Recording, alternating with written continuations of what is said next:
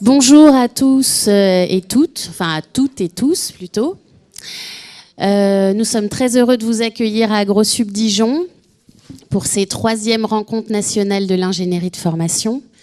Donc je vous souhaite la bienvenue au nom de François Rochebruyn, notre directeur général, au nom de Thierry Langouette, l'adjoint directeur général, directeur d'Éduterre, qui est dans la salle, et au nom de Franck Provost, le responsable d'Ingénierie, puisque ces journées sont organisées par une équipe d'Éduterre Ingénierie et soutenues par la DGER, en particulier le bureau des partenariats professionnels dont la responsable, la chef de bureau, est assise à mes côtés, Yveline Guégan. Le thème de ces rencontres de l'ingénierie, c'est la réforme de la formation professionnelle.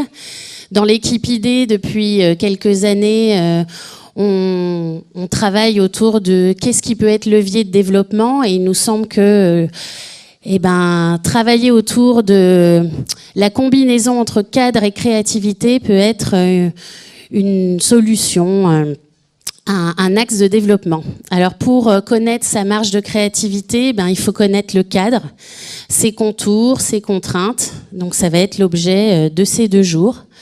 On sait aussi que les centres ont une actualité chargée, qu'il n'y a pas que la réforme de la formation professionnelle qui vient percuter vos activités, qu'il y a aussi la fusion des régions, et puis la rénovation des diplômes du ministère de l'Agriculture.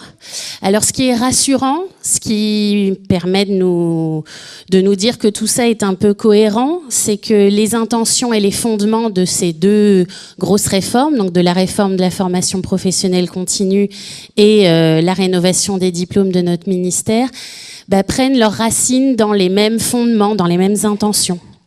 Si je reprends par exemple ce que vise la réforme de la formation professionnelle, elle vise à créer les conditions pour préparer des salariés mieux formés, plus qualifiés aux métiers, aux technologies d'aujourd'hui et de demain. Et la rénovation des diplômes, elle vise à rapprocher la formation de la réalité des emplois et du travail. Donc, même si c'est rassurant pour les centres, ça ne veut pas forcément dire que c'est facile à mettre en musique. Donc, on espère que dans ces 2 jours, vous allez pouvoir trouver des idées pour retourner dans vos centres et mettre en place des choses dans vos régions, dans vos territoires, avec vos différents partenaires, et des pistes de réflexion pour penser le développement de vos centres. Voilà, donc je vous souhaite 2 jours riches en échanges et en apprentissage aussi, si possible.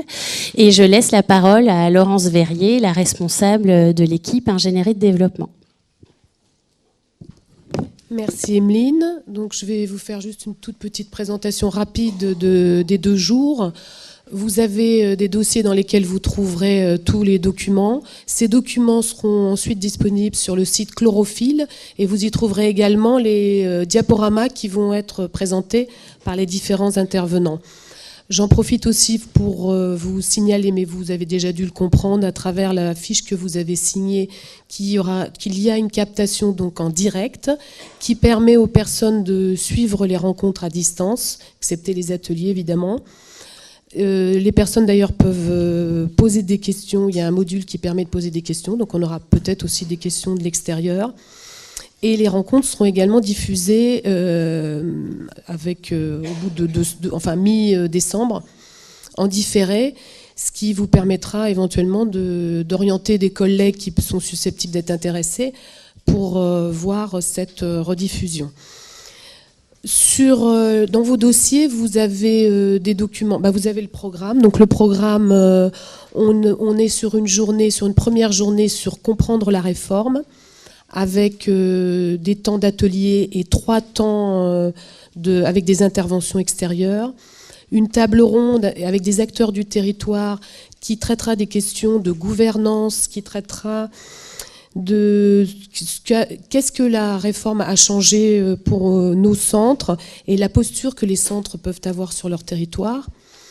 On aura